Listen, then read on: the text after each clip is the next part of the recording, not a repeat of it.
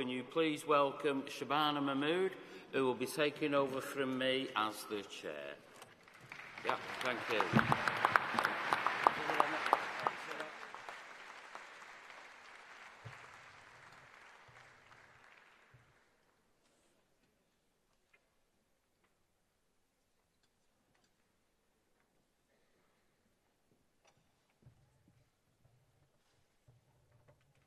Thank you very much, Conference. And thank you for being here on the final day as we close our conference. First to arrive and last to leave, we are the great survivors. I mean, some might say there is a touch of masochism to those of us who are still here. But I think that we know we are really the very best of our movement. Not here for the parties, but for the panels.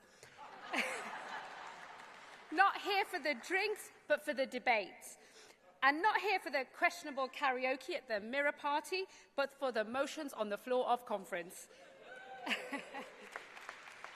Let me start by saying thank you to everyone who has contributed to this year's conference, whether from the hall or the fringe, on the stage or from the floor, speaker or delegate. You are what makes this party what it is, a movement that is greater than the sum of its parts. More even than that, we are a family. A little dysfunctional at times, perhaps, but a family just the same. Today marks a particular honour for me, my first day as chair of the National Executive Committee.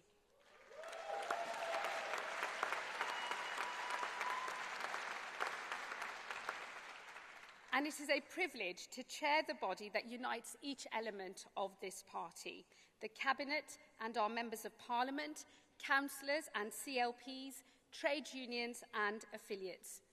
The Labour Party has always been a big tent, uniting different traditions, ideas and ideals in a single common cause, making our country a better place.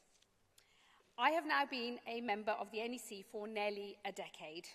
Some of them were dark years for our party, but they were years in which we steered ourselves away from the brink of irrelevance. They were the years that we reconnected our party with the working class communities that we exist to serve. They were the years when we earned our right to be a party of power once more. Today, I become chair in what are dark days once more. But now the situation is different. There is not a darkness in our party, there is a darkness in our country. As the Prime Minister himself said yesterday, we find ourselves engaged in a fight for the soul of this country.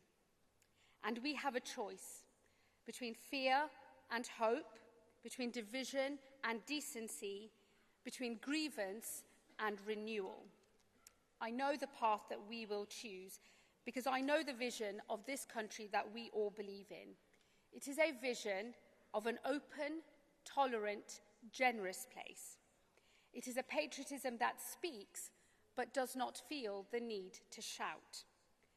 It is one that embraces those who trace their roots here back 1,000 years, and also those who look like me.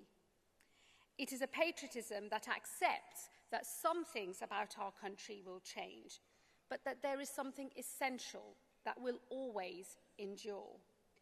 It is the patriotism of a greater Britain, not a littler England.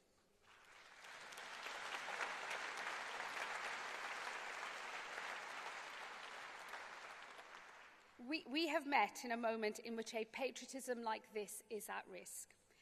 A growing number are turning instead towards something smaller, something more divisive, something darker, something a lot more like ethno-nationalism. A vision of this country that finds no room for me within it.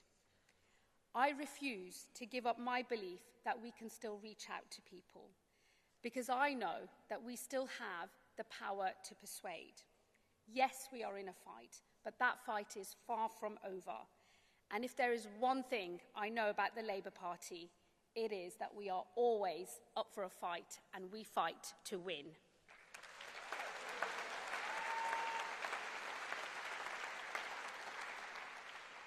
This conference has given us renewed vigour in that effort. From the stage, our Prime Minister and Cabinet have set out the change that we are bringing to this country. A Hillsborough law that rights a decades-old injustice.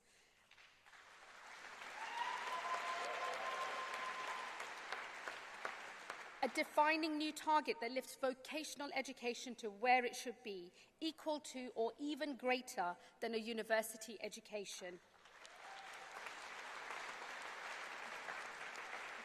A library in every primary school, giving every child the kind of opportunity that only comes from a good start in life. And the next generation of new towns across this country following in the footsteps of Attlee's New Jerusalem. And in my own brief, a migration system that is fair for all. Above all else, one thing has been clear to me at this conference. We know the scale of the challenge that we face.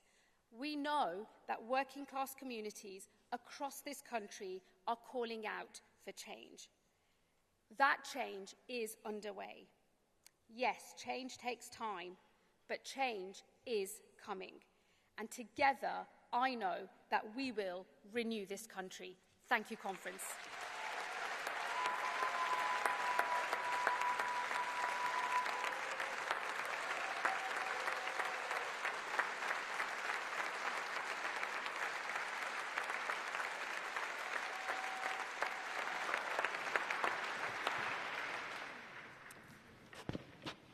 Okay, now I'm going to do the closing formalities of conference, but the first and most important bit of our final business is to